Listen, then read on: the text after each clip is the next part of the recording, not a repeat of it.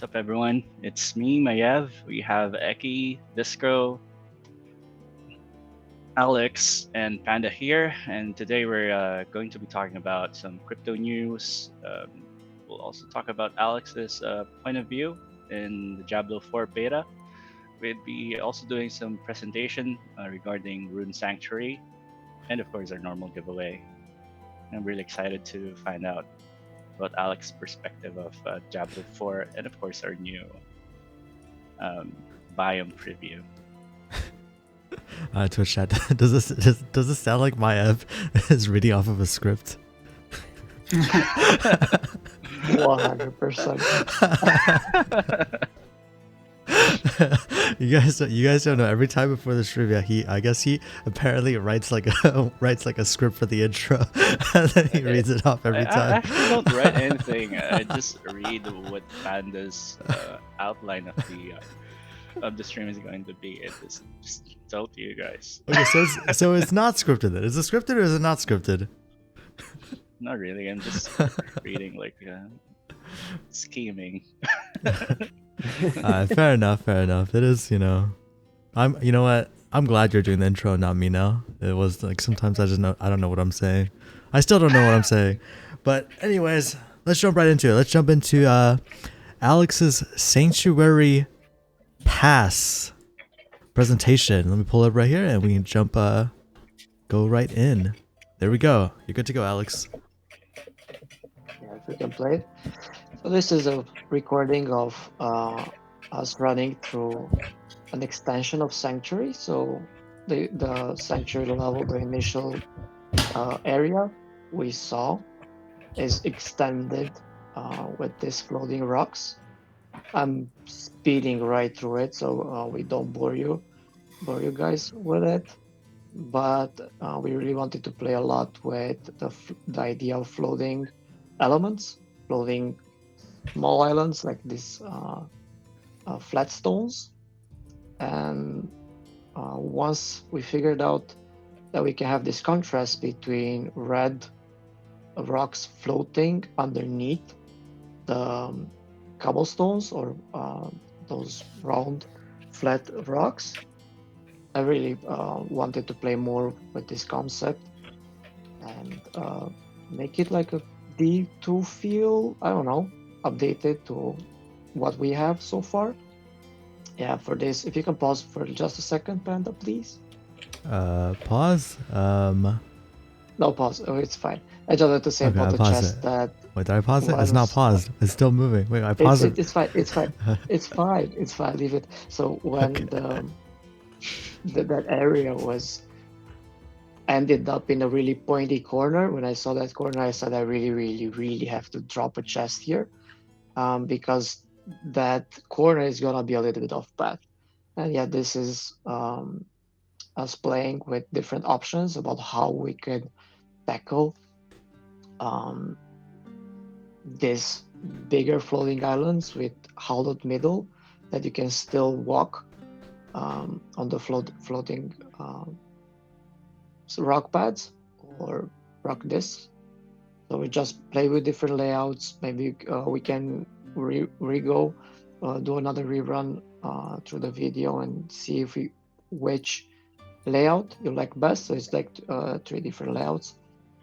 Just experimenting with shapes. I ended up liking every single one, and I think that's some diversity. So having all of them, and you go through 3 different stages of these rock pads, from really simple to more complex. So it gets interesting. And now, yeah, from the open space, floating, very rarefied paths, we go into this more classical, narrow mountain path, and it's supposed to be a slower transition between the sanctuary feel and the more old school mountain-ish path that eventually leads into a portal that will arrive. That picture, that render will come after. So let's do another run so I can talk a little bit more about this. Yeah, let me know when to pause. Again, I am ready to pause. It's fine. Well, I'll re-talk again. So we have the normal sanctuary, a little bit more colorful, and then we have this floating cliffs. So there are kind of some kind of cliffs that are more dark. There is some contrast, but it has a little bit of a black and white feeling, and then you have this red underglow. Yeah, I really wanted to play with this concept. It's probably a little bit not necessarily inspired, but encouraged by D4. D4, at least uh, in the levels that are accessible so far, it's quite monochromatic. I mean, the snowy areas are quite gray and white, and I wanted to see how we could adapt that. And Sanctuary is a really good place to play around with it. Yeah, this is the chest I was talking about. Like that pointy corner, there's no other point to be there, pun intended, other than to loot something interesting. Uh, but yeah, I think it turned out nicely.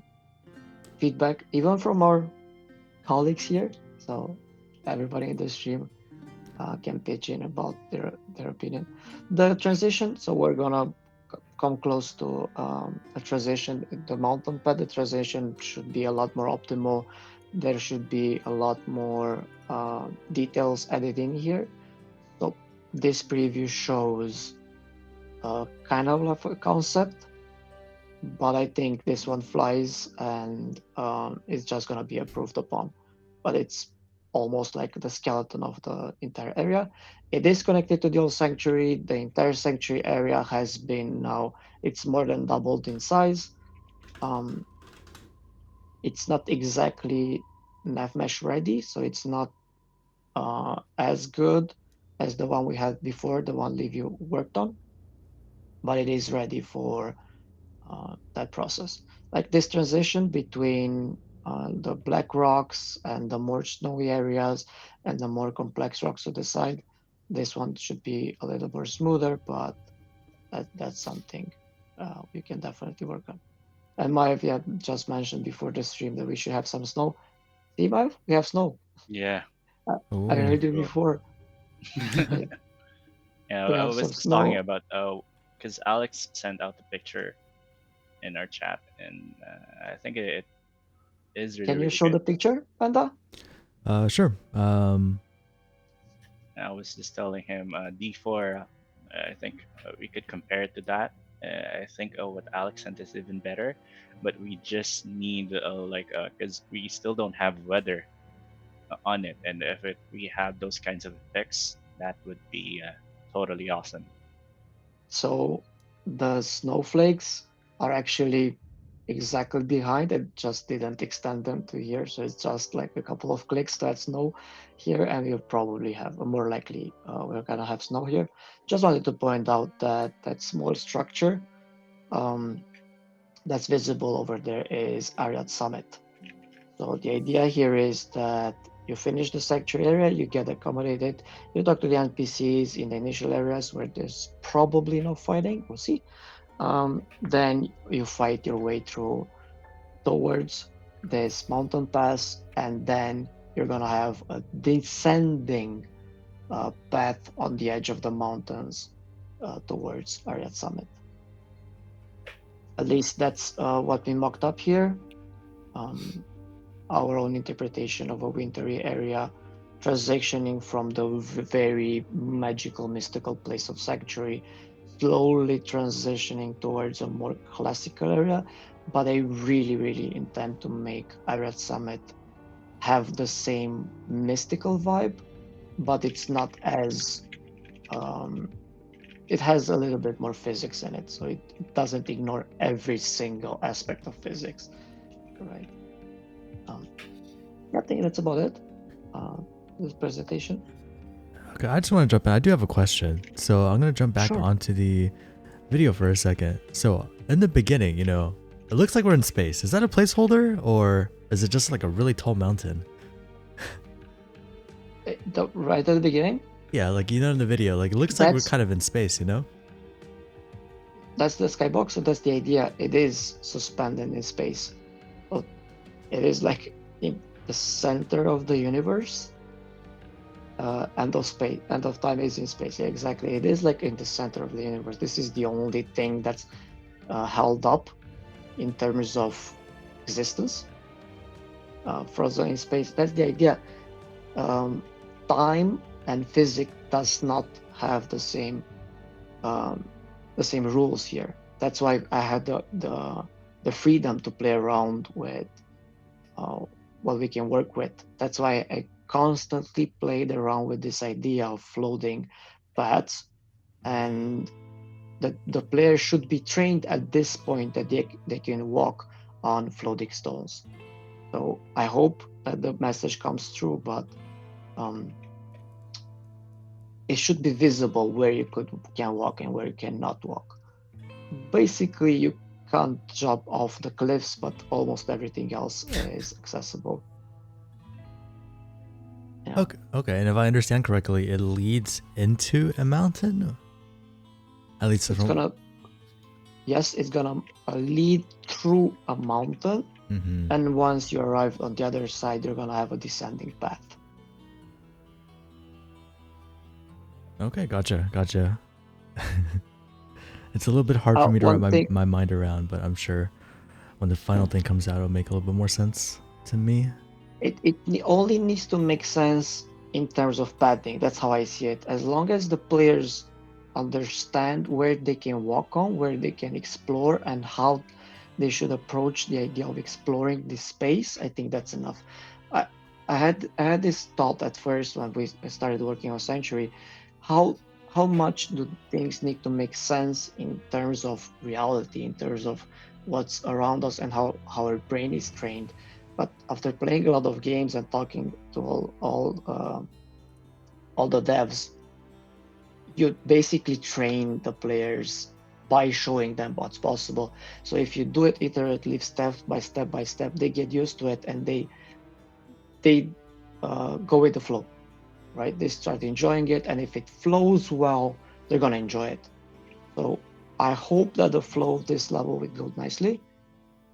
For me, it looks like it is. I'm kind of falling in love with this concept of floating things. I've seen it in after we've built it. I've seen it in Van Helsing Final Cut. That's the oldest game I've seen. This floating stones paths and um, lack of physics. I think it flows really nicely as long as you have an exact impression of what can be walkable and what can't be accessible. I think that's all you need. And besides that, yeah, just enjoy the ride. I also feel like we are an indie. Uh, we are in an indie studio. We can afford to play around with things and push the boundaries. We're not Blizzard. Blizzard feels very well made, but at the same time, and we can transition into the for discussions now. From my perspective, it feels like it has some very clear boundaries. It has a very clear level design. It has a very clear artistic design, artistic guidelines. Um, you need that in a big studio, but because we are small, we have the luxury that we can play around with stuff and we can try interesting things. If players don't like it, of course we drop it. I'm not uh, fixed on anything. I just want to play around with as many concepts as possible and see what sticks, what flows really well in a top-down RPG, and keep pushing. Right? I think a fresh perspective, a fresh feel will be very welcomed. Right? In our day and age with extremely good graphics, remakes and reboots, why not make crazy stuff and see what sticks? That was the idea behind the mushroom area. That's the idea here. We're also gonna have a lot of normal stuff. We're working on that.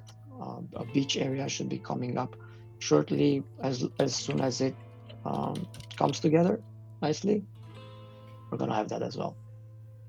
Um, I'll transition a little bit more into D4. I really like what I saw. As I said, I can see the restraints. I can see the fact that it's a very big game. It's a very big name, and they had to do their own thing. But gameplay feels nice. One thing that's important for Sanctuary or for our designs. It doesn't have necessarily level design. It's a really long story there, but I don't want to bore you with that. Um, it's the fact that they are having a very hard time balancing casters. Uh, uh, so casters are way more powerful than melee. That's exactly the problem we had in Infinite. It's very, very hard to make melee as fun as powerful as casters. So sorcerers and necromancers are way overpowered right now. I had a lot of fun playing a sorcerer in D4 because I could explode absolutely everything. All the bosses were kind of easy, and I could constantly grow the power of the character. It did not make the gameplay less fun. It just made me feel like I've learned the game very fast. But everybody else that tried the barbarian, for example, had a way different experience, and the same thing with the rogue. And now in this latest weekend, if there are any players that played D4, drop some messages in the chat. But yeah, the necromancer again, it's very overpowered, and the necromancer has a buffer with his ads, with the skeletons that he can summon, and then you can cast things from behind. That's true for D2 as well, but I think they went way overboard in this one. You can do so many things, and even though you're only able to level up to level 25, the gameplay I'm seeing seems way OP, way too OP for a level 25 character. Of course, balancing will come in. I'm convinced it's gonna be really, really good. End game will be fun. I'm not worried at all. I was just really happy to see that a studio as big as Blizzard had the exact same issue as we had in Infinite in terms of balancing. Casters are fine, are fun. Melee characters are kind of hard, very hard to put together in such a way that they are as fun as casters.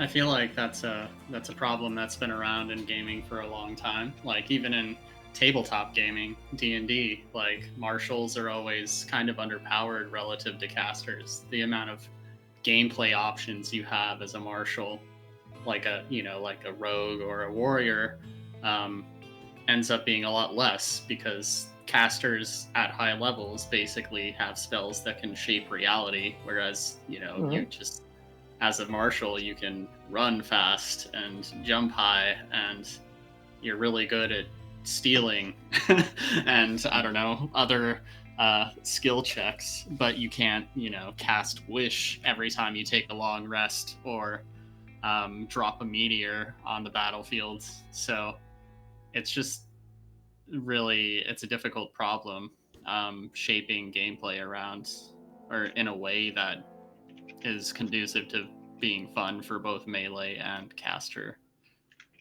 types. It works really well in MMOs when you have big parties and you need a tank, a healer, and a DPS guy, right? And the tank needs to protect the entire party, the healer needs to sustain the entire party, and the DPS guy that stands way behind in a boss fight is the one that provides like 90% of the damage from the entire party.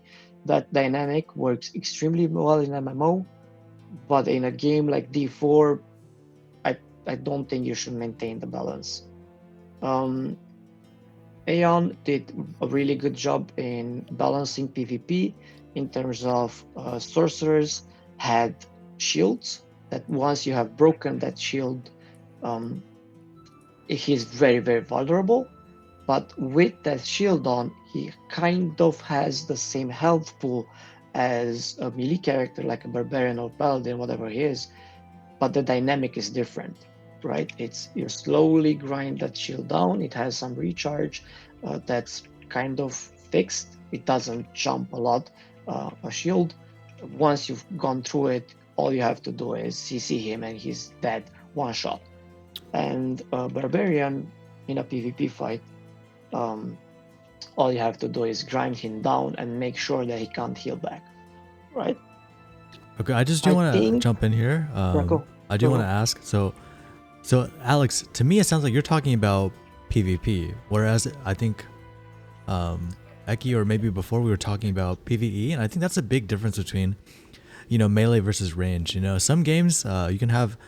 Well, I would say most games, generally speaking, if you're doing PvE content, like if you're playing through the story, a campaign, or anything like that, I think usually ranged characters are going to have it a lot easier, right? Just because you know the AI or the mobs or whatever, they're not really going to exploit the weaknesses of a caster, right? Of a ranged character. But once you get into PvP, maybe it's different, Maybe you get into the situation where the ranged characters are going to have trouble keeping their distance from a melee, right? I've heard people complaining before that it's really annoying as a melee character to constantly try to fight a monster that's running away from you, which I didn't play a melee character in D4. I chose the high damage output characters because those are most fun and true in this case. So there's definitely a change in AI behavior for monsters, and it will get a lot better. And yeah, I've been jumping on and off about PvE and PvP because Infinite is focused on PvP right now. But yeah, people have been complaining about the PvE part of D4. And that balancing will move towards the PvP, I think. We'll see. Is there a PvP in Diablo 4 yet, or no? There will be. Yeah. But not yet, but right? It's not yet. Not yet. I think it's multiplayer and then maybe PvP. Right. Or PvP is gonna come with the launch. I haven't read it. I'm just speculating. One thing I wanna address that BNZ wrote in the chat. You can have melee skills that behave like magic skills but don't look like magic. I think that's the best option, and Path of Exile did that. From my experience, I'm not the most hardcore player of Path of Exile, but I've played it for a couple of years. The biggest difference between casters and melee is that casters can kill off screen. So when you cast like for 1, 2, or 3 screens away, which is kind of silly, but it works well in Path of Exile. And the melee characters splash damage in areas in front of them. So I think, in theory, in very short few words, melee characters still do magic, but it's less targeted and it's in a cone shape or in a different shape in front of them or behind them, depending on the skill. And casters will have targeted skills, as in skill shots. So that might be a difference. And then you have different options into how they behave, their healthful behaves. So that's where the real balancing comes in. Yeah, we need We'll those see. skill shots. I didn't see any skill with the skill shot in D4. Everything it always hits. Oh no. That's not what I Except like for to hear. for the bow rogue. Yeah, it's like once you've cast it, you won't be able to move the trajectory of your bow. So if you're shooting 5 arrows, it will all shoot those arrows in one place, and you won't be able to move your bow around it. So it would target differently. I'm not sure how PvP would work in that case. We'll see. But it doesn't sound good, in my opinion. Yeah, I'm pretty sure PvP in D4. Oh, I hope they make changes, but I don't think, because most of the class are OP on its own, right? So everything would be OP. So yeah, we'll see. There's definitely some depending on the item, right? There's definitely some balancing needed for the casters. So Necro and Sorcerer definitely need nerfing. I mean, the corpse explosion, the fact that it creates a chain reaction now, as in if one corpse explosion is connected to another corpse, it will explode that one as well. So it creates a chain reaction, so it can explode the entire screen. That's a little bit too OP. The Hydras, the Sorcerer's Hydras are way too powerful and way too easy to use. Firewall. Did you see the Ice Shards? I haven't played an Ice Sorcerer. Yeah, I saw in because I was looking for OP builds in D4, and then I saw the Ice Shard sorcerer, and then you have like a shield, an ice shield, and then Mhm. you spawn infinite ice shards, and that defeats the hardest boss, one of the hardest boss in game. And I was like, Mhm. what, what is happening? It's like I you have just spammed your skill and it's gone. Oh, I have a helmet that immobilizes the target um, when you have a fire shield enabled. So for 1 second, everybody that you burn, or 1.5 seconds, but you're probably gonna be able to increase the length of the fire shield. But as soon as you touch a creature with your fire shield, he will become immobilized, and all the fire skills can scale up based on immobilization. So once you're damaging an immobilized target with fire, your damage output will increase like 300%. So anybody that's immobilized will immediately explode. So imagine you're gonna immobilize him, you put firewall under him, like 5 instances of firewall, and then Hydra on top. That's like in the millions damage. So I've I've bursted an elite in a couple of seconds with that combo. You require an item to get that working. So this dynamic feels kind of familiar when you get skills from items, and I think it feels really good. And yeah, I don't know. In a nutshell, I feel like it definitely confirmed that we are going in the right path, the right direction with what we're building, and we have the opportunity to push the boundaries to a more enjoyable level, right? To a more hardcore area. Sure. Not So necessarily. Sorry, you go. yeah, so I think last week I did ask Maiev, you know, was he whether or not he was disappointed by Diablo 4 or whether or not it exceeded his expectations. So now I bring the question to you. What do you think?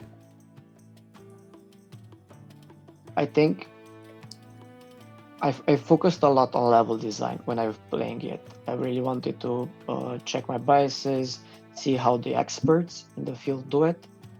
My overall impression is that the individuals working on these games are extremely talented, but they did not have the permission to do everything they wanted to do in order to create a game for gamers. It's a game for everybody. So it's kind of nerfed in a way that it will produce more money. So the people behind D4 are definitely capable of more, but the platform or like the company did not allow them to have fun, I guess. But it's definitely a very, very good product. And for me, it was really, really a good feeling to have a good Blizzard release after such a long time. Yeah, so are you saying it's a little bit, it feels a little bit maybe too generic, or maybe they went a little bit too safe with some of their, Too safe. too safe? Yes, Yeah. too safe. Definitely too safe. But that's fine, I guess. For their bottom line, I think it's the right decision. Yeah, I But mean, you're never gonna have like a big corporation like Blizzard making a game that strays too far from the safe zone in terms of mass appeal. You know, yeah, they spent a lot on developing this game for sure. They had a lot of high paid, talented people working on it, and they want to ensure that they get their investment back. Um, which, I mean, from what I hear, generally, like it's a fun formula. People enjoy it. There are criticisms, but there always will be. It definitely will have its niche going forward for action RPG people, just like Path of Exile and the other, Diablo versions.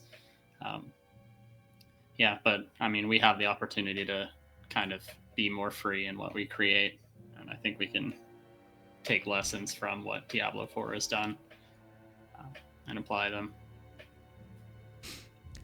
All right. personally, I haven't seen a lot of things we haven't thought about or we're not gonna trying to do, not trying to do already. It just personally for me, it gives him more hope and more drive to build what we're building, because it gave me the confirmation that we're riding a good path. Okay, so last topic of D4 before we move on. So Alex, you know, you mentioned how you thought that they were playing too safe. Is there anything that you think, in particular, anything off the top of your head that you think they could do differently? That's something that maybe we can incorporate into Rune? Well, yeah, the way they incorporate the skills. Oh, yeah, the elephant in the room, some items are not tradable. That's Oh a big no. no-no for me. Oh no. The potions, town design, it's way too Diablo Immortal, and I absolutely hate the design. UI is Potions. not modern. I don't like the potions. It's either you have an inventory of potions. It's either craftable and very complex, which it might be in D4 and I missed it. Might be a hindsight for me. But yeah, having 4 charges and you need to time the boss in order to have potions dropping from him, I don't know. I don't like it, but that's a personal preference. But skills, that's definitely something that I've heard from everybody else. It's simple and complex at the same time. Okay, that's fine as well. It could work. It falls into the safe category, but the fact that some items are not tradable, it's like, I don't know. It feels like a Yeah. nerfed game. Yeah, that seems Speaking very of unfortunate. potions, Alex, I was able to explore the other option because I've mentioned last week that there is like an option for a different potion, like a poison resist potion. You have that, right? And you don't have an inventory slot for you to put Wait. it. Sorry to interrupt. So if you equip, did not change I did not get to change the potions. If we equip a poison resist, does it heal you as well, or is it just No, there is poison? a wheel, right? There is like a chat wheel that you open, Yeah, and yeah. you could equip your potions there, your other potions in there. Okay. Yeah, but still, I'm not a fan of their health potion that you only get 4 charges and you get like unlimited potions from That monsters sounds you use them even to worse. battle. So Right? you have to go into emotes menu to equip a potion. Yeah, yeah. That sounds even worse. Yeah, there's like an emote menu, and you could equip Yeah, a I potion know. there. That's even worse, film. man. That's designed for consoles, isn't it? Yeah, Yeah, sounds like it. Yes. I remember last week Maiev was talking about the potions as well. It sounds like that's a big thing that they probably swung and missed on. yeah. Why can't they just have like 100 potions in your inventory, and you could equip it in any of your slot, and then once you run out, you have to go back to town. That's it. Well, Busy proposed something that I've been thinking a lot about. Eliminating them completely. Why not? Wait, eliminate Manage your health potions pool completely? otherwise. I mean, Or at this like point, make potions rather really than valuable. doing what D4 did, I would rather not have them at all. I mean, timing a boss for potion drops, that sounds horrific for me. And it feels horrific when I play it. Yeah. I don't like it. Why can't we just have like? Because I'm watching some animes, which are like RPG animes, right? And they have like, if it's an RPG anime that I'm watching, I'm seeing them that they have like just 3 potions with them in the whole dungeon run, and then once they run out, they're fucked up. What anime is Like, that? Forgot. I think it's Danmachi. I guess I'm not familiar, but yeah, I mean, Is it wrong to pick up girls in a dungeon? oh, I that think one. that's the Oh, the that English, one. translation. Oh, I And, do and know there are that a lot one. like Grimgore. I'm not sure if you're familiar with Grimgore, Ashes and something. That's a really cool one, but then I'm not in charge of this, but Eki, you can tell me what you think about this. So it's an open discussion. Um, What do you think about balancing lifesteal and energy regen? But when you have these two to the extreme, your damage output is way lowered. So you can choose between you don't have a high enough lifesteal in order to sustain constantly, but you have damage, or you have a very high lifesteal and low damage. So potions are kind of like a difficult thing to integrate well. I feel like um, basing keeping the player's momentum through mechanics like lifesteal and essentially thinking of it as, for example, like a barbarian. You're just keeping your rage up. You're slaughtering Mhm. people around you, and that itself fills you with vigor, rather than taking a second to down a potion entirely just to increase your health. I think the more you can center like people's I guess maintenance of health and energy on things that they're already going to be doing to enjoy the game, the better. Like potion management has always kind of been like an undesired thing for me. It's just kind of a thing that gets tacked on to RPGs because you have to heal somehow. But I think personally, there's better ways to do it that could be explored. Um, Mhm. but I agree that in D2, when you have to fight the barbarians in Act 5, um, almost everybody went into the town, filled their inventory with potions, dropped a lot of potions on the floor, went back, another inventory, drop it again. I don't think that any RPG will do that again. Um, put the player in a situation where they have to create a stockpile of resources in order to start an area that doesn't have a town portal or a way to return, so it locks you in. I get it that people these days don't like it, and it's just me remembering the good old days. But yeah, as I said, drop them completely at that point.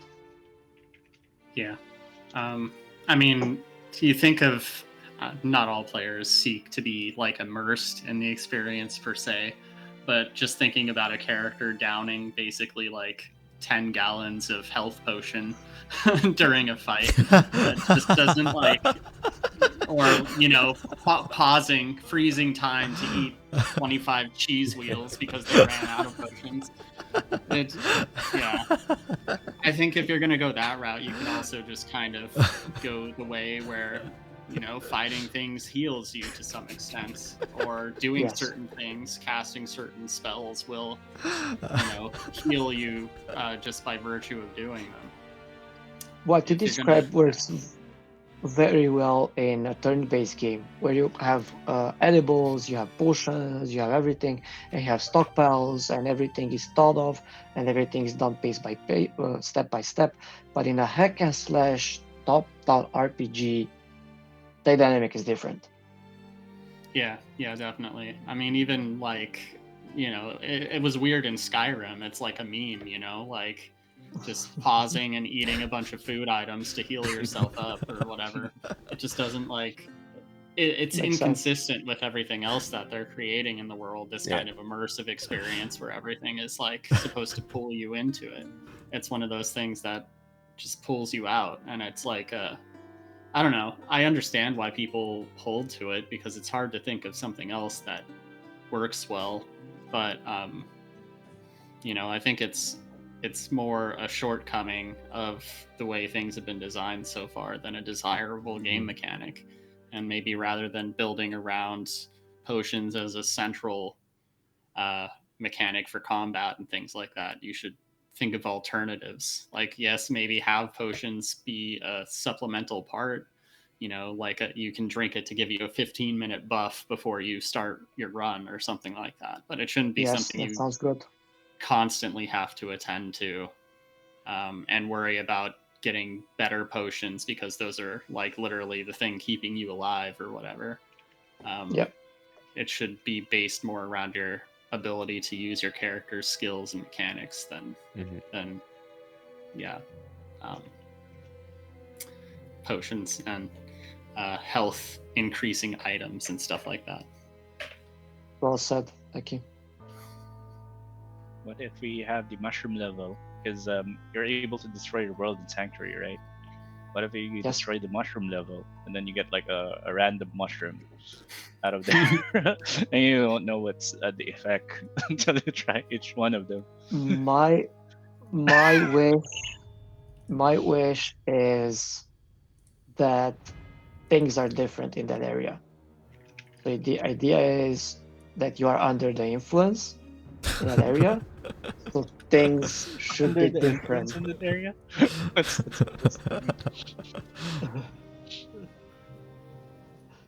entirely What about dead a cow cows. level where the terrain is entirely dead cows with growing mushrooms? Oh my god, that's grim but very appealing. That's actually a very good idea. Why cows? What has Because what have indeed cows ever done? Are you familiar with the one cow You level, might have a Panda? secret cow I level, know. haven't you? No, I don't know what a cow Yeah, level is. What is a cow level? That's like- it's like a level with all cows. Oh, There is no cow level. What are you talking about? Just kidding. It's top 5 Easter eggs in the entire history of gaming. The cow level. I guess I'm It's just one not of the familiar. most satisfying things you can do in an RPG. Going to the cow level and just kill things. I Kill really cows. find that level creepy because with the I think it's with the sounds that the cows make when you kill them. Yeah. It's funny. I think it's funny. It's one of the best Easter eggs ever. I mean, yeah. Maybe if I'm a real adventurer, I wouldn't go in the cow level. It was The freaking- the sounds are all devs. I didn't know Totally. that. Oh, That sounds that's so cool. why. Ours I would think be it's a super dope. potato farm of some kind with sentient Potato farm. potatoes. So And many then- good ideas in this stream. I swear to God. Whenever you pull out the potato, like a member of the team would shout or Yeah. would play. Ah! there's my death sound.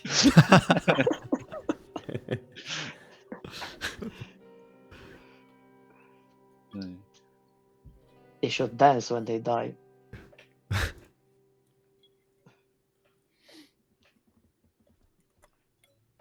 Okay, well, I think we can go to discos. yeah, it sounds like we got some pretty productive, ideas going on today.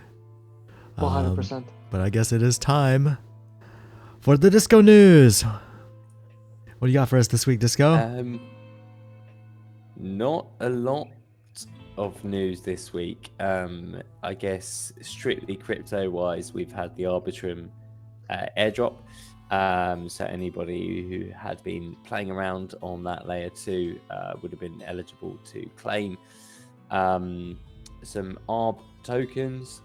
Seem to have held their price relatively well, I think, from what I've seen so far.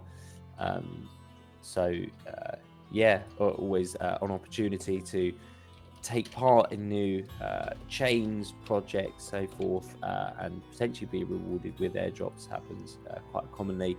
A lot of people, I think, at the moment in the airdrop chasing community are focused now on ZK, so the zero knowledge chains and all of that DeFi aspect as well. So taking part in those, going on test nets, all this kind of thing. Potentially might make you eligible for getting some free tokens that might be worth something. Who knows? Free magic internet money. What wonderful stuff, eh? Aside from that, somebody who probably shouldn't have been making free magic internet money, because it turned out to be not so free for millions of people, was the Terra Luna founder Do Kwon, who amazingly and fortunately was arrested earlier in the week, I think in Puerto Rico. So he is being called by the US to be extradited over there to face charges. Not sure if that will happen yet. We'll let you know if it does.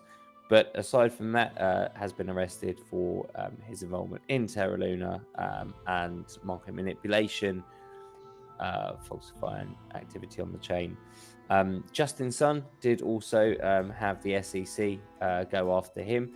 The Tron founder has been charged by the SEC for wash trading, market manipulation, fraud, for inflating the value of Tron and its token and making the chain actually look like somebody used it, which I don't know anyone who ever has done. So it was quite obvious that it was going to be fraudulent, that activity on there. Aside from that, then, it has been relatively quiet. We did talk about the banking world and how that was kind of slowly collapsing just the other week and the week before. Credit Suisse, one of the biggest banks in Europe, went down earlier in the week as well. Quite a big shock, operational for a long time, and has certainly raised concerns amongst people. If they were susceptible, who else might be? We are seeing central banks react to that by continuing to raise interest rates, so that it looks like they're actually doing something about it that isn't printing money. Yet at the same time, the Fed are allowing the credit swaps and opening up credit swaps lines with the central banks to make redemption of those bonds that have these low yields on them and therefore worth less on the free market, can now be swapped with those central banks for bonds or cash value, which of course they can use to buy bonds at the higher interest rates that governments are now paying, and therefore the Fed essentially swallows their gambling losses. So they're continuing to raise interest rates because that then makes it look like they're not actually just printing money, which of course they are. Aside from that, then, that kind of is it for the news this week. Relatively calm and quiet. I don't know if that's the calm before the storm. I don't know if it's just the calm because people are now going into hiding with all these SEC notices flying out. So we'll just wait and see on that. But we'll keep you posted as we do all the time. Okay, I have just two do want to questions. add. Go ahead, Alex. Go ahead. It's pertaining to the update. Who bought Credit Suisse, if anybody? Because I've heard a lot of different bids and it was high numbers. UBS. Yeah, Justin Sun interestingly did bid for Credit Suisse, or at least announced on Twitter that he would do. Wait, did you say Justin Sun? Justin Sun, yeah. Does he? Okay, I just want to say, I feel like everything that is like crypto evolved, I feel like this isn't even crypto evolved. I feel like he actually just like is everywhere. Justin Sun, I feel like I hear his name in everything. I mean, look, that's how these scammers build up, empires that are worth several zeros. It is just getting their name and face out there, and it's constant publicity. That's why, CZ and Binance has bought CoinDesk and all these publications, and why he owns CoinMarketCap and is heavily invested in all of these, and in Twitter as well. Why Binance have a stake in that? It is purely just to control the narrative.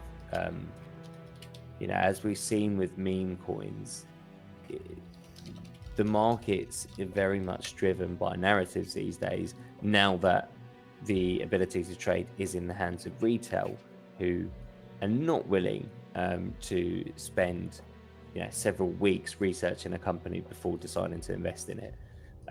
They just want to look at that picture of a dog and put some money on that. And that now is possible, whereas it wasn't before. So there's always been an element of narrative. It's all well and good, a company, you look at their profit sheets and you go, oh, they made 20% more than last year. Well, that's great. But how does that fit in with the wider market? What's their story? What makes them different about all the other companies that have also posted 20% growth year on year? So there's always been room for that in investment. However, it's been a sideline to the numbers. You needed the narrative, but you also needed the numbers to back it up. nowadays it very much is about the narrative, at least in the short term. And we often see those things crumble and fall apart. But very much like governments, those who control the narrative and the news, those who control the news control the narrative, and that's very much the case here. We saw, and we see during the height of bull runs, all these influencers coming out, and they're able to dictate which coins become popular and which NFT projects become popular. Um, as we discover, largely due to bot networks that then make it look more popular than it is, that then results in Twitters and other algorithms feeding that out to wider populations, and making it genuinely popular. So there's again great examples of people controlling the narrative and therefore controlling the markets as a result of that through no real fundamentals. And my second question is, you mentioned money printing, and I've heard an interesting defense that this money printing is completely different because it tries to fix the liquidity issue. So the money that the banks have, the liquidity that they should have, is locked in bonds, right? But they want to provide liquidity for the banks in exchange for that bonds somehow. But this is completely different from the money printing that we have during the pandemic, where you had literal payouts towards the population. So I think the process is kind of different because this liquidity that's being created was existent at one point. So you took your money, put it into the bank, or it was generated out of thin air, like digitally or to credit cards and all that stuff. And that money was put to work but locked someplace else. And in order to unlock it, you would lose money. So it feels different. What do you think about that? So, yeah, there's an inherent difference to the quantitative easing that we saw, during the COVID and the other credit crisis there, in that was, the central banks lending money to governments at incredibly low interest rates, close to zero, and at sometimes actually writing off some of those debts, like we saw in the case of the UK central bank writing off some of the UK government's debts. What has happened on this situation is during that time, this money that could be borrowed with treasury bonds essentially had low interest rates, but the interest rates were better than most were able to obtain elsewhere on the free market. So therefore, at time of central bank interest rates being 0% and the 10-year treasury bonds being worth paying out 1.5%, that seems like a fairly good return, right? You're getting triple what the rate is, and they're convertible for cash at the end of the day. It's always you buy a $10 million bond, and that's worth $10 million plus you get the interest through the entire 10 years, and that will be able to be redeemed. The banks had all of these, but all their interest was at 1.5%. Now, what then happened is the central banks put the interest rates up. So now all of a sudden these government treasury bonds are paying like 6-7%. So these bonds that they bought that were paying at 1.5%, yes, they're still worth $10 billion of whatever they bought, and yes, they're still going to get that 1.5% interest, but they can't cash the 10 billion that they put as a down payment until the end of the 10 years. That's when it matures. So what banks would normally do is they would trade these between each other to then free up some liquidity, or they would have shorter term bonds. They would only buy 3-month bonds or 1-month bonds or 12-month bonds and diversify slightly. Signature Bank had a problem. They went really heavily into the 10-year bonds, which meant that when people wanted the money, it just wasn't liquid. It was in these 10-year bonds, and because the interest rates were higher on a free market now, why am I going to pay you $10 billion for your $10 billion bond when I can buy one straight from the government and then get 5 times the interest rate on it? If I'm going to buy yours at a fraction of the interest rate, well, I'm going to lowball you on that offer, and I'm going to give you only 8 billion, and that's exactly what's happened. So Silvergate Bank, Silicon Valley Bank, then had to go and sell their bonds at a loss, and they booked about $1.8 billion. So what has happened now is there are loads of banks in this same situation because they all did the same thing. Right? Banks are instructed and were instructed as part of the previous credit crisis in 2008, you need to hold safe assets. Because what happened in the past is banks during 2008, they had mortgages, and loads of really bad mortgages were basically bundled into one package that were then sold as a AAA package. Look, buy all this, really good safe debt. Actually, individually, they were all, debts that were likely to default, and then therefore it ended up defaulting, and these bond, packages they were buying and trading were worthless.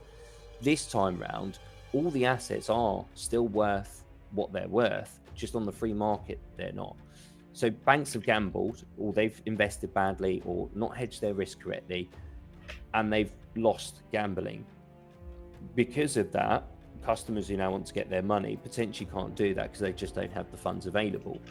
So the central bank has said, right, well, because you're going to lose money selling all these 10-year bonds because they've got low interest rates, sell them back to us at face value. Normally, you wouldn't be able to do that until the 10 years is up, but for now, we're going to open up these credit lines and you're going to be able to trade them back to us. And of course, what are these banks going to do? They're going to trade them back, and then they're going to go and invest in bonds, government treasury bonds, the exact same things, but with higher interest rates. Maybe some of them they're going to buy at slightly shorter time frames, so to ensure that they're going to be liquid and have liquidity available. But all they're going to do is reinvest back into treasury bonds. Now, that is printing money. And the reason it's printing money is not at the point of them doing that swap and injecting this liquidity and allowing the banks to swap in. But what it is doing, it's indebting people further to all this money being reinvested at now a much higher interest rate that governments have to pay back over that period of time. So they're not printing it right away. What they're doing is printing it into debt over the next 10 years. And that's even sneakier, really. And then at the same time, they're raising the interest rates because a central bank's main tool to combat inflation and to control inflation is to raise or lower interest rates. So they raise interest rates to say, look, we are still serious about fighting inflation. We're still trying to fight inflation. And that's what that's about. So it's kind of giving with one hand, taking with the other. But at the end of the day, citizens are all losers. Very good summary. Thank you. All right. Thank you, Discomonk. I think just before we move on past the news, I just want to mention Bitcoin, about the same as it was last week. Ethereum, just a little bit lower. And BNB, just a little bit lower. And apparently, I'm like the only MapleStory player in the world, or at least around here. But yeah, MapleStory going to Web3. That's news to me, at least. But yeah, we'll see how that goes. To be honest, I don't have a lot of faith in Nexon, but I guess it's.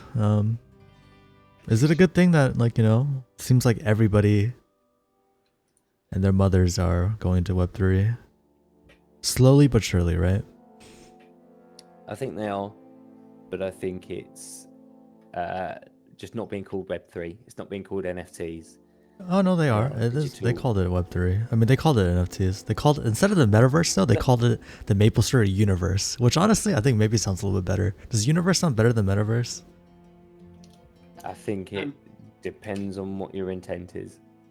Yeah. And they've already got a universe with a brand, haven't they? Like a universe implies like a single universe. A metaverse implies like something above a universe, maybe multiple universes. So if you have multiple games, then you would call it a metaverse. If you have a single game, then you can call it a universe, because they're gonna have multiple games, but I don't know. I think maybe they just didn't want it to be related to meta. They'll probably call it like the next Nexon metaverse or something eventually. But it makes sense to call it MapleStory universe if like it's just MapleStory.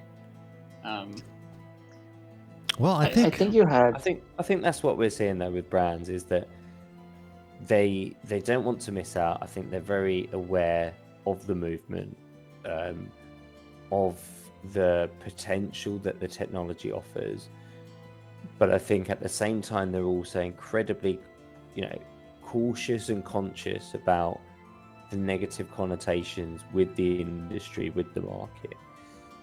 So it's, they basically need to get involved without explicitly saying they're involved. So how do you do that? You just go and integrate it and put the tech in the background and then just call it something different, like a digital collectible or a universe instead of a metaverse. Or, they're your online items or something like that is anything except the words NFT or Web3, and you hide all of that. But that's exactly what it is. And then you put it out to the masses and you give it to them that way, like we've seen with Reddit do. People were, they got all their collectibles and then they're able to withdraw that into a wallet. And all of a sudden, millions of people had NFTs without even realizing it. So I think that's how it's gonna happen with a lot of companies. We've, some companies have the ability, they're big enough to be able to go all in and absorb it, and especially at the height of the bull run they did, Adidas and Nike and everyone coming out with their NFTs, Ferrari, Porsche, whoever. They're going to jump on the bandwagon, and they've got the marketing budget and the kind of brand recognition to be able to absorb the negativity that might come from that, so they can take a bit of a lead. And they're still not going to do it across all of their branding, right? It's going to be a small section. They're going to do it fairly quietly, a couple of press releases, but really focused advertising to those specific communities that are already interested in that. But they're not all of a sudden, Adidas aren't going to put, or McDonald's aren't going to put their main advert, we do NFTs now. And neither will McDonald's. Starbucks. But then the loyalty card is already moving in that way. It's on the blockchain, isn't it? So Is it really? Yeah. Starbucks. I'm in the US, not over here. Interesting. I haven't seen it myself, so I'm only relaying what I've read. But yeah, you can get Starbucks on the blockchain, your loyalty card, and I think you get some points for converting it as well. So that's how companies will do it. They'll just hide it. But I think it will happen and will continue to happen more and more. And I think companies are chasing trends. We had VR, we had AR, and now we are in the Web3. I was very hopeful for VR. It definitely did not take off. I am still hopeful for AR. It kind of took off, but not at a pace people in the field expected. But I am convinced that Web3 is going to go somewhere. I'm not sure where it's going to take off, but the usability is way beyond entertainment. I mean, VR and AR, it's mostly entertainment. AR, besides the car industry, I don't see any very good use cases that have been adopted. But Web3, there's millions of very good use cases, and a lot of them have been adopted, and more will come. And not to mention that fact that Web3 goes very well hand in hand with AI, and AI is here to take over things. So yeah. Yeah, AI definitely took off. I think things are different this time compared to VR and AR, but companies are treating it the same way they did with the tech we had in the past. Okay, boys, I think it's time for us to get into our Evo games. Otherwise, Discomonk is going to be up all night long. We're already in about an hour and 10 minutes into the stream. While we set up. Yeah, let's hop on Evo, get our Pandemonium games. I need to find where did I Forgot where you put your game folder in. Yeah, where did I put the new one? I know where the one of the Christmas hats is, but okay, I think this one is it. Maybe not. Man. Now I know how Maiev feels all the time. Wait, no, that says It says infinite. Whoops. And now my computer screen is black. Oh no. What have I done?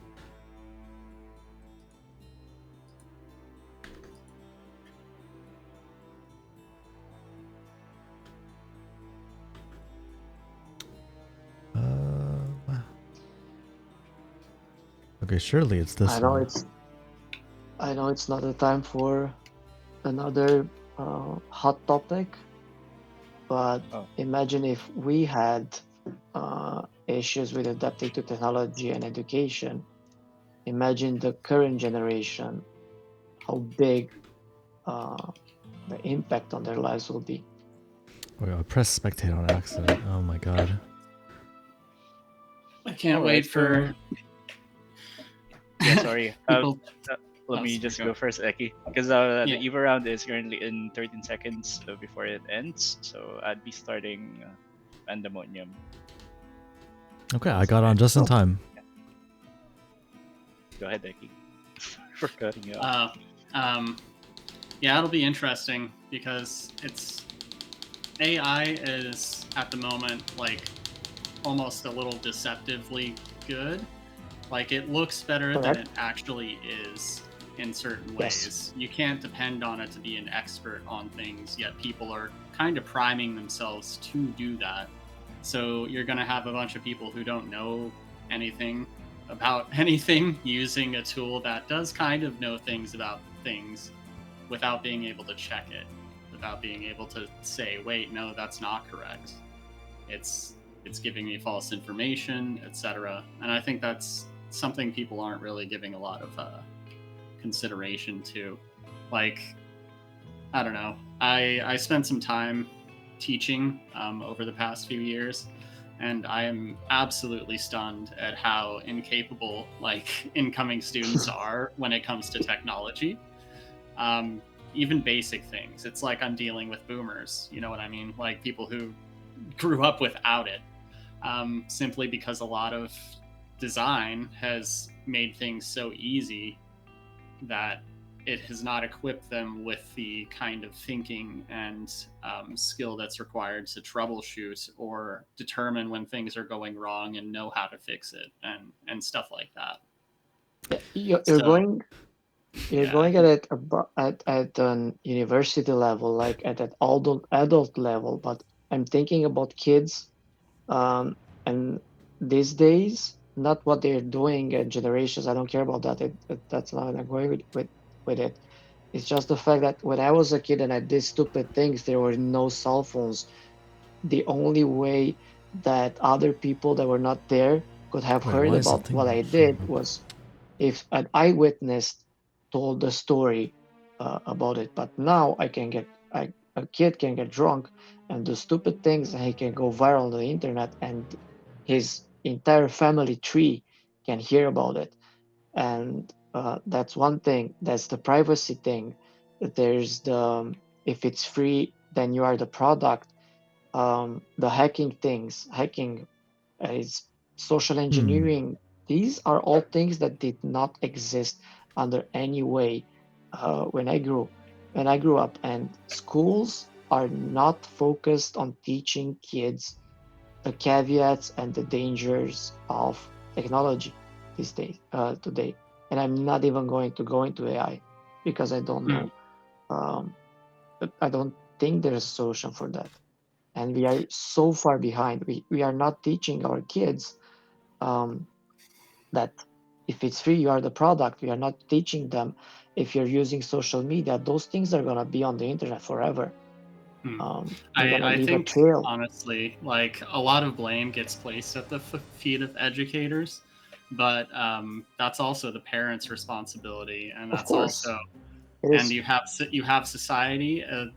Society we live in but like things are not encouraging kids to be critical thinkers because them being Oh, critical there we go. thinkers is bad for capitalism, bad for them mindlessly purchasing and pursuing their wants and needs without thinking about the consequences. So really it's a problem like humans are being exploited right now. We have systematic issues with our Agree. psychology Wait, that what are we waiting for? encourage us to. Yeah, I don't know. I'm just kind of rambling. We don't need to- Yeah, I'm just waiting for you guys to.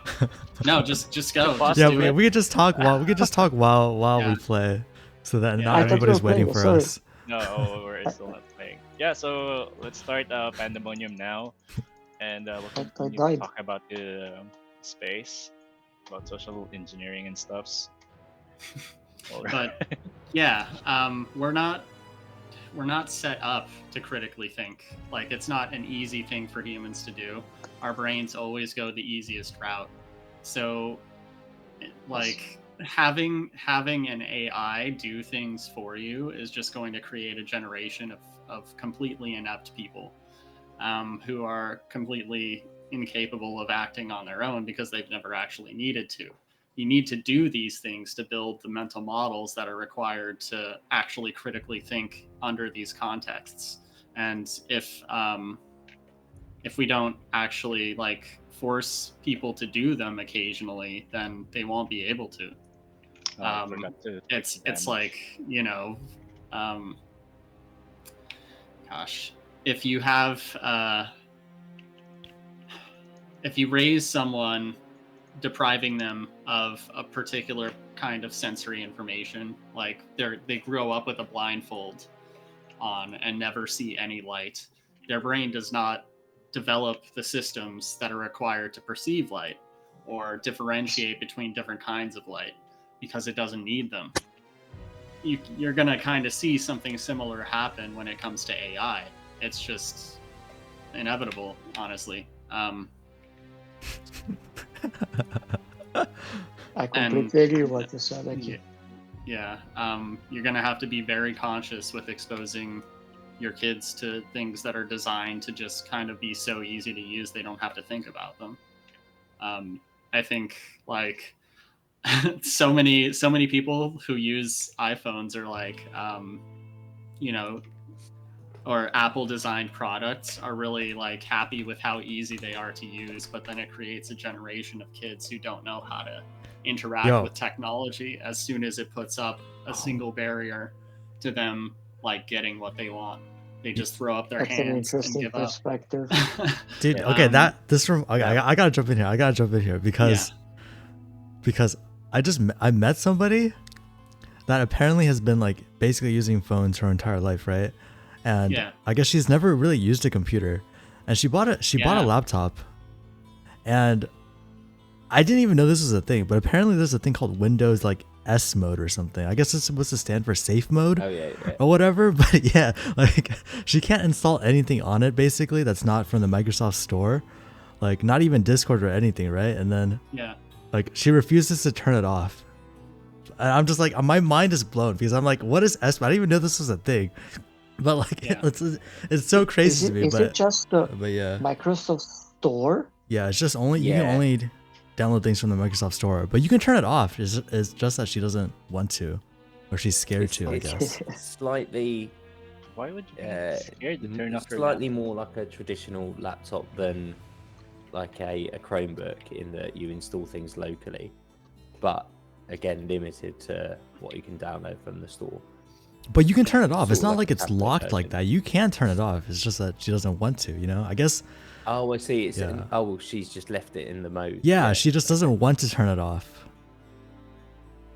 Yeah, that's Yeah. strange. It's crazy to me, Um, but I guess, like, you know, for people that don't normally use computers, like, I guess maybe they don't even mind. People I think just it's don't worth calling understand out. technology in a way. During Like, all of that, we did yeah. have a winner. I am Adira 74. Wait, nobody's think- alive. Wait, who's the last dragon? Don't think we.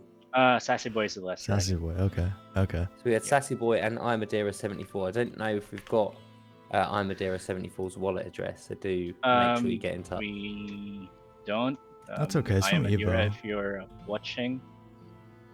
It's from yeah, Evo. We can it's just from we can Evo, just so I'd be go. able to find it out. Yeah. Well, I suspect that'll be a free-to-play player.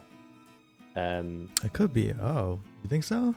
Hmm. No, no. It's like I've seen that free-to-play name due to the around way that the for quite account some time. creation name. Okay. Okay. Oh, okay. Are- But do make sure you're- that I'm Adira 74. you are not get in able touch. to with So, the Rune Evolution channel. Am I dating this Question girl? from No.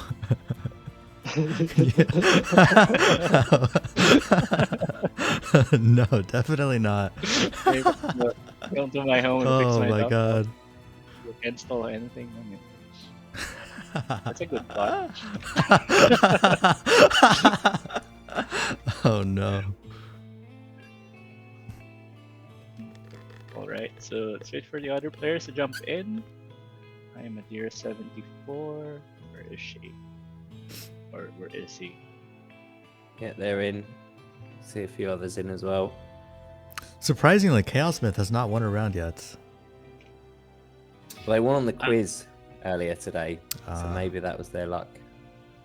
Nah. I made a joke about them sweeping up on the quiz as well as the stream, so maybe I jinxed it for them. Who knows? Imagine Chaos Myth needing luck to win. I made it harder for him to win. Yeah, because you made me update my client. No, I made the damage from 40 to 200, which we've done before. And I think it's easier to kill dragons now. Well, Oh, it's yeah, definitely, definitely it's is. definitely easier. Before he could like kind of fly through me if he did it fast Yeah, enough. and It's like, I saw Ike blocking his pathway. yeah, I'm That's camping rough. the fucking islands now because Coming fuck down. that. So I am a Dira 1 again. Yep, I am a Yeah, Dira yeah. one again. Oh, Maybe it's like the big brain move. Chaos Myth just plays on plays on a different account. Yeah, right. He knows that Maiev likes to target him, so he's smart. no, I usually just go after him whenever he is hiding in a single point. Oh yeah.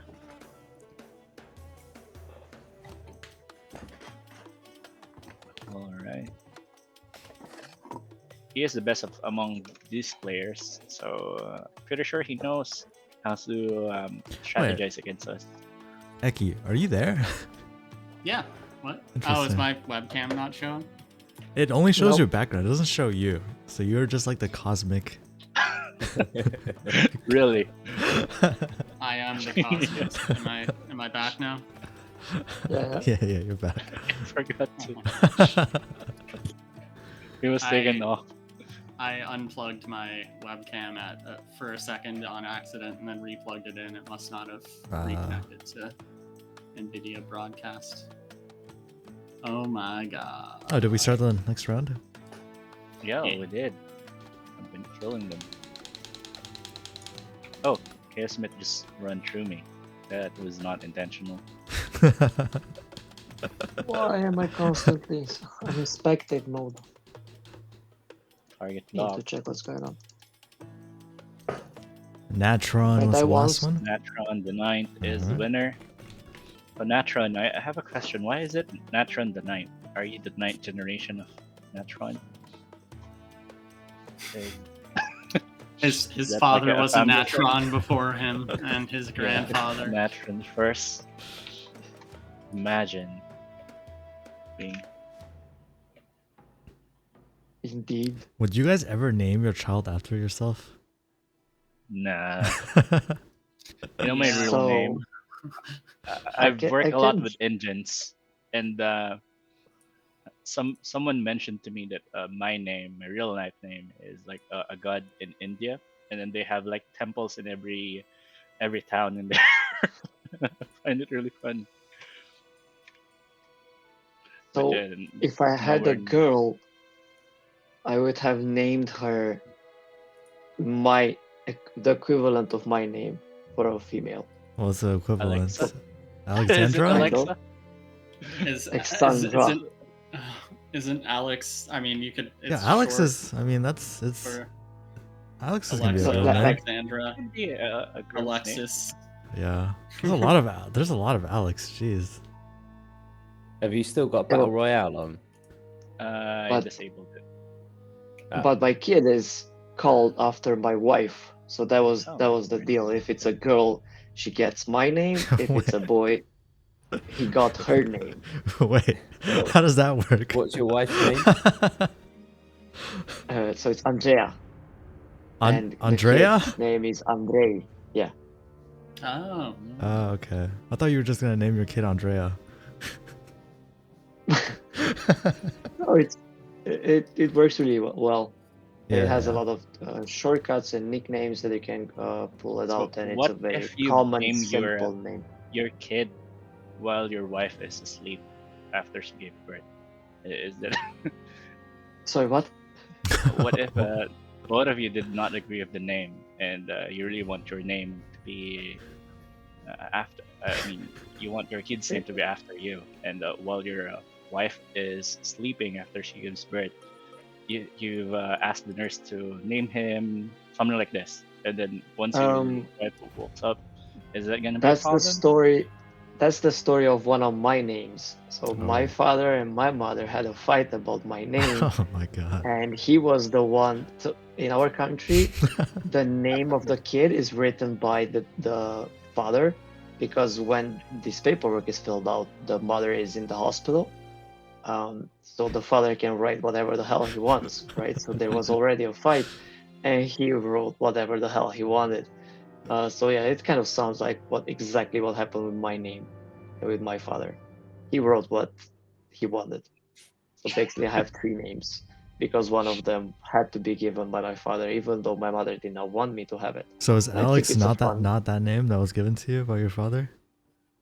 It's just one of the names that I have. Okay. Okay, well, I think that was our 5th round of Evo. Natron, I believe, was the winner for that one again. Am I right? I think it was Natron, right? yeah. Alright, cool. You catch it. Wow, so Oh, Chaos Smith not winning a single round. Interesting. Definitely not Maev's fault at all. yeah, not my fault. I focused him on the first 3 rounds, but after that, it was up to Yeah, him. okay, after yeah, just after, half the games, more than half the games, okay. Well, it's fair. He could win like 4 rounds of Evo, right? So based on experience, I know that he could win at least one. So sadly, he did not. This is Maev's definition of fair. You have one chance, one opportunity. I gave him 2 chances, right? 2 chances. One and a He half. just won. All All right, right. so I've restarted the server, and since we're done with evolution, we'll do the crafting. Yeah, we did say we were gonna craft. I forgot the name. The name escapes me. Yeah, Oh, we said we we'd do forgot to soul core. mention. We The forgot. so core. That's what we Yeah, said. we forgot to mention that it's we're already 2 years. We are Yeah, indeed. it is our- Yeah, it is We did? our 2nd anniversary in a day's time. Time Depending on the flies. time zone. It's the 27th now, just about over here. I just wanted to rant because someone in Discord mentioned that after 2 years, all we did was a dragon game, and you guys should have seen what Alex did. I think it's unfair for you guys to mention that all we did was a dragon game in the span of 2 years. Liquidity farming, what do you call it? Fluid. What do we call that term? So we've got fluid farming, we've got Fluid crafting. farming. Yeah, it's we've first got- of its kind in the space. And we also launched like a rune evolution in the first week. We had infinite for early access. Sadly, it's not running at the moment, but once we have completed all the changes in evolution 2.0, we'll be able to launch it publicly. And of course, rune sanctuary. Imagine all the levels that Alex is doing. It's like every month or every 2 weeks we get an update for a new biome. We had like the end of time sanctuary. We also had like the desert biome. We also had like the I forgot the name, the golden sand area. Um, we've also had a beach biome, a tree, or like a forest biome. Nature. There's also like a world tree. Yep. And of course, we have our Ariat Summit. And there's actually plenty more. Alex is just refining those things. And that's but really, really good for me in the span of 2 years. That's a really, really good achievement. Yeah, don't Plus, forget we're still Yeah. the first and only crypto NFT project to have NFTs, utility NFTs that offer different utility in different experiences with raids and Right. with evolution. Right. That's another You thing. know, companies have been talking about that since day one with the introduction of NFT. We're still the only ones to have done it. And not only that, you know, we've also got the NFT loot boxes in the form of the Zavox cubes that you can win on our Sunday quiz. We've got, you know, the DAO voting that we've introduced as well, that will be, and I know I said this last week, I'm definitely going to post it this week, allowing you to vote on how the prize pool allocation will be for the next Room Royale tournament. We're doing the Room Royales. We've been doing that for over a year now. And, you know, the next one's going to be free to play. We're really looking forward to that. Hopefully, you know, tell your friends, they'll be able to join in through the browser, take part. You know, there's a lot of things that we've been doing. NFT skins as well. I know we've only got that for one item out for you so far, but that's still, again, another new concept that we're not really seeing anywhere else. So, you know, do stick around. I know at times, sometimes it might seem a bit slow, but, you know, when you look back over 2 years, there has been a lot, and there's still a lot more to come as well. You know, we're not giving up with this by all means. That's the thing. Right. Most of our updates are accessible through stream or to our Telegram channels. And if they just go to the website like once every 2 months, not everything will be apparent there. But that's valid for almost all small projects. I mean, if I want to check up on what Last Epoch is doing, for example, I have to go to Discord, right? That's the source of truth for the updates.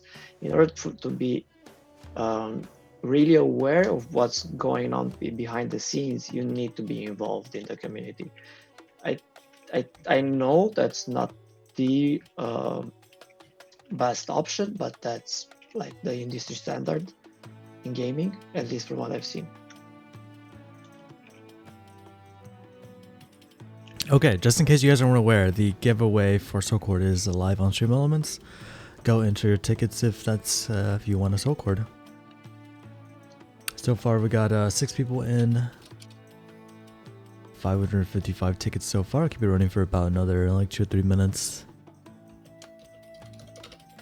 Yeah, and don't forget, we have our own Rune Sanctuary soundtrack.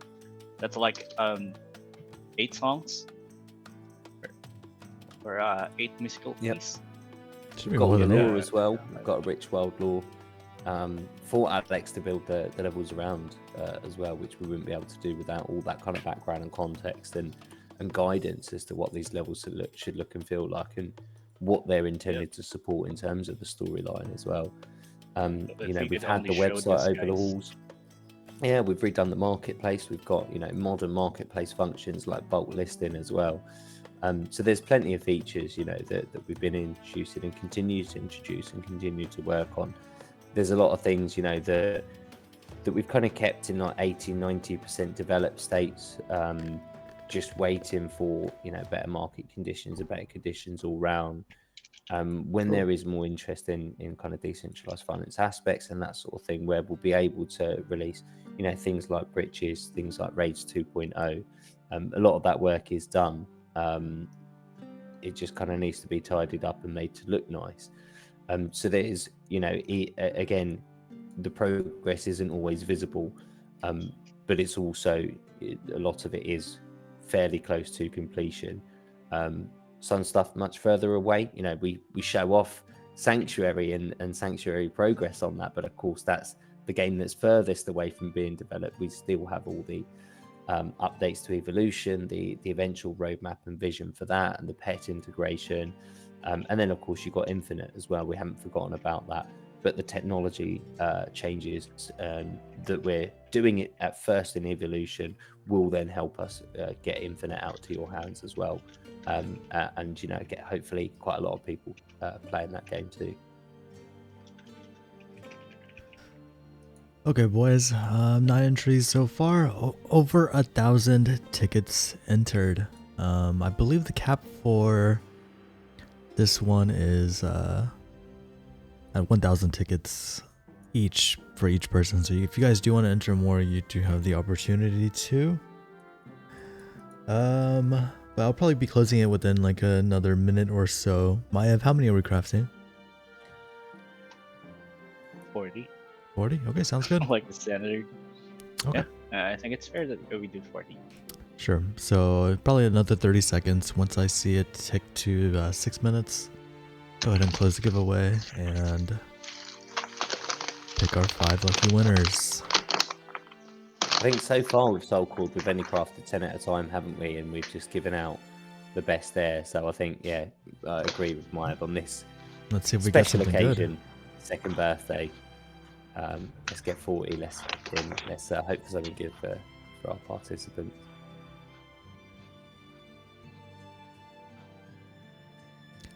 Okay, looks like we are about at 6 minutes on the timer. Gonna go ahead and close it. Pick our 5 lucky winners. 1,453 tickets in. Discomonk 1988, you'll be happy to hear you are the first Woohoo! winner. 27%? I think I went heavy on that one. Yeah, you went through with 400 tickets. Chaos Myth 23, at least getting an entry here. Maiev also getting an entry. Yay. Natron the 9th getting yet another one. And Sassy Boy claiming the last spot. Wow, rigged. 100%.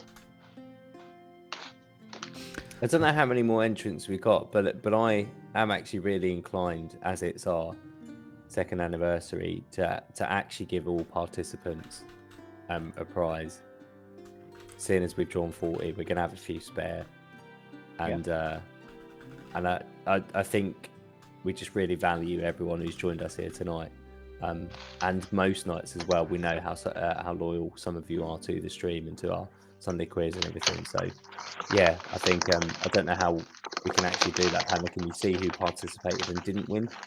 And can we add them to the, maybe not the final wheel, but maybe we'll just draw some out after our 10 winners tonight, or just send them something random. Yeah, I can see everybody that entered, I believe. Sure, sounds good to me. Okay, let's go ahead and spin the wheel. Is it showing up? It is showing up. All right, let's go. And I think it's fair that we could give the people who message on the Twitch chat prizes, right? This most feels of like them are school all familiar over names. again. Points for activity. Yeah. Yeah, I mean, I'm So- happy to give, everyone who's watching tonight, if they message us and send us their wallet, we'll send them something. We craft loads and loads of items. We've always got some spares. You guys have been here for a long, long time now with us on this journey. All right, how about this? I'm How about sure this? we can How about throw this? something your way. How about this? Okay. What? I'm going to put text on the screen. If you are in Twitch chat right now, you're going to have to screenshot not just the video, because the video is going to be on YouTube and everyone can screenshot that, but you're going to have to screenshot the actual Twitch player along with the Twitch chat right now. Okay? So let me go ahead and just put like some text on the screen. Could they not just type something in, Panda? Would that not be easier? Okay, fine. Type Yeah, something in you're the chat, right. just You're type in right. anything Yeah, in the chat. fine. Just type in chat. All right. You know what? That's a lot simpler. I don't know why I try to make it more complicated. Yeah, just type something in the chat right now. Anybody that types in the next like whatever 5 minutes or whatever. So Thanks, if you want Discomonk. You something saved from me a the lot of giveaways headache. wallet that we've got lying around. Don't know what it'll be, but just put your name in the chat now. Should Is it we easier include if they'll type even the type something? winners of the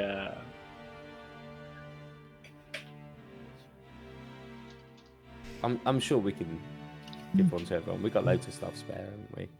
yeah. All right.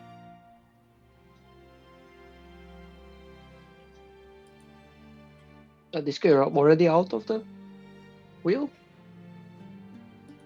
Am I out already? Good times. Happy birthday.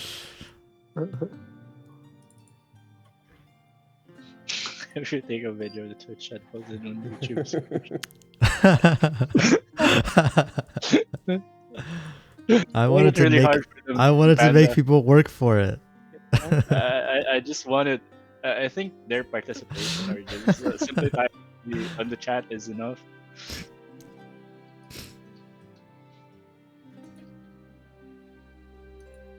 Like, share, and subscribe.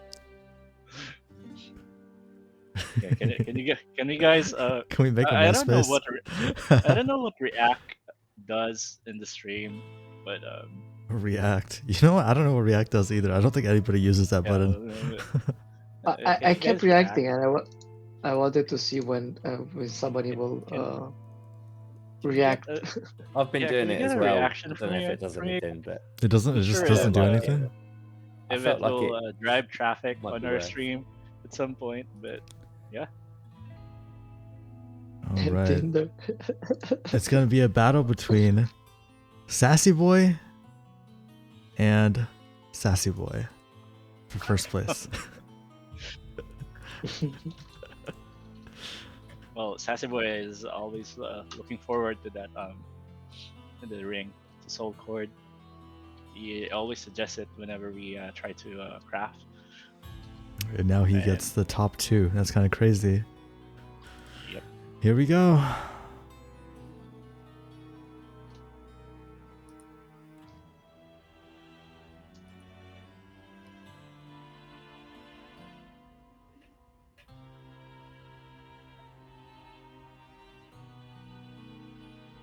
Imagine.